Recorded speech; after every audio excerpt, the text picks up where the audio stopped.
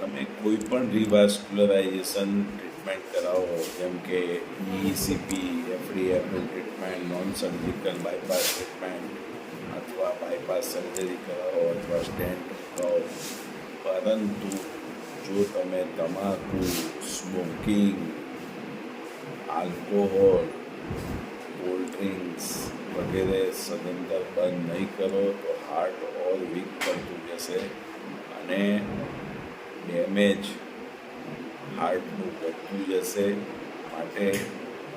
કોઈ પણ રિવાસ્ક્યુલરાઇઝેશન પદ્ધતિ, એટલે કે બ્લડ ફ્લો વધારવાની પદ્ધતિ, અત્યારે તો ECP talk of the town છે અને અમે એમાં હાર્ટ સર્જરી ટ્રીટમેન્ટમાં ટ્રેન રીતે પ્રોટોકોલથી આપીએ છીએ, પરંતુ ટોબેકો છોડી દેવું પડે, સ્મોકિંગ છોડી દેવું પડે. Best result